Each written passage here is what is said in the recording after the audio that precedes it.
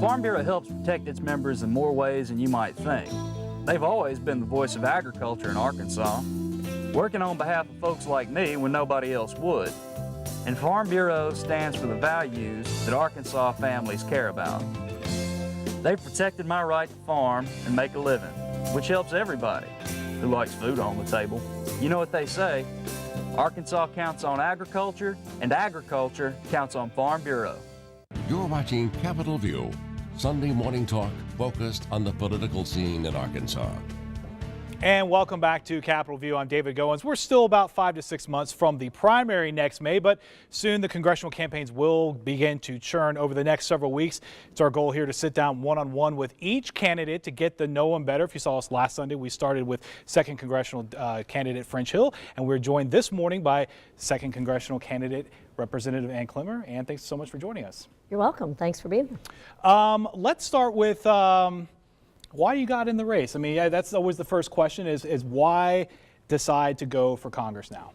Well, when you look at the problems facing our nation, and we've certainly seen problems affecting Arkansas, I decided that after 5 years in the state legislature, I would decide that I would like to try my hand at fixing the problems in D.C. We've worked, to fix problems in Arkansas, and we work in a constructive manner, and I'd like to take some of that experience to D.C.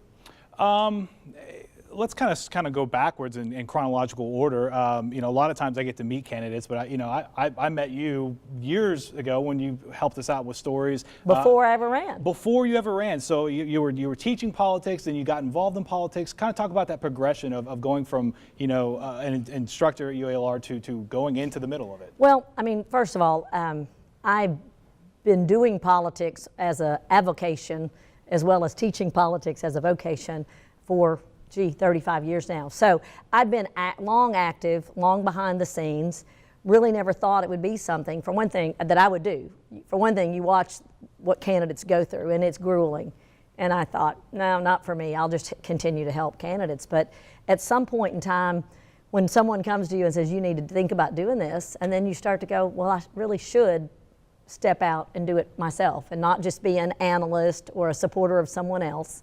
And so I did that in '08, and I ran and was successful that year in a 3-way primary and a general, and then I haven't had an opponent since. So that's always a nice thing, especially in the legislature, if you get to run unopposed. Right. As we kind of move forward to 13, was that kind of similar to what you saw this year? Was Congress always something you were eyeing? Obviously, Congressman Griffin, without knowing he was going to step aside, but once he does step aside, was it a situation of well, maybe this is the next thing? Well, when people would talk about, joke about, oh, you're going to run for governor or something like that, I said, no, I think statewide would really be more. I don't think I would want a statewide campaign. I said, 7 counties, 2nd Congressional District, that might not be too bad.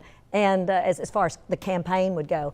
But I think that this district is small enough that I can reach out and meet a lot of the people in the district. And I think I'm someone that the voters can relate to. I'm a new person you're meeting face to face. What do you tell me? What does Ann Clemmer tell the person you're meeting? Well, I'm going to say, look, we've got to stop the growth of the federal government. We cannot keep going the way we are. And we've got to just start making hard decisions. And we've made a lot of hard decisions here in Arkansas, and I've fought a lot of tough fights, and I've led a lot of tough battles. And I want to take that experience to D.C., and that's what I'm going to be telling people. I know when you announced that you were going to run for the second district, you were either asked or maybe mentioned, the idea of perhaps, making history, being the first, woman to represent Arkansas in the 2nd district.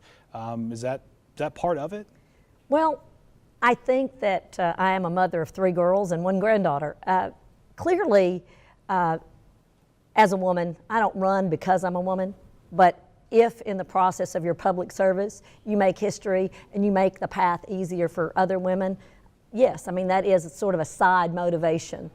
What do you think kind of the defining issue will be, at least in the primary? There's 2 announced opponents right now on the Republican side, assuming that kind of stays where it's at. What do you see really kind of being the ground to talk about? Is it strictly health care, or is there more to it than that? Oh, I think for me, I'll just be focusing on, again, my experience in taking the conservative cause and bringing the other side to us. you know, it's one thing to compromise. It's something else when you can get them to come to you. And I've been pretty decent at that in the legislature. I've got a lot of support from my colleagues on both sides, actually. People have said, you know, we're rooting for you. We may not be your primary voters, but we're rooting for you because we respect the work you've done in the legislature and the way you work with people. When you look at I guess now the 3 terms you've had in the House, what are some of those pieces of legislation or ideas where you were able to, you think back, you're like, yeah, I got people on my side for a particular issue. What are some of those things? Well, I think we made some very effective arguments on abortion. I mean, I didn't want to inflame the issue, but it was clearly something that was a value of mine, and I think a value, well, judging by polls, a value of the 2nd District, value of the state of Arkansas, that we're a pro-life state. And yet, I know that we're not going to stop abortions. And so this bill was a way of dealing with a really tough issue and trying to do it in a sensitive manner that would help make it easier for some folks to vote with us. And well, they did. Yeah, voter ID. Voter ID was another tough vote. We got a lot of support on that issue in the House, and we passed it. Makes sense. Well, here in the last 10 seconds, the 2nd District has never been known as a district to have perhaps a Republican runoff. We'll see where that goes. Obviously, that's still a little ways to go, but definitely a very interesting race to watch on the Republican side. You'll come back later next year, right? As oh, sure. Campaign heats It'll up. be fun. Very yeah. good. Representative Clemmer, thank you so much for joining us.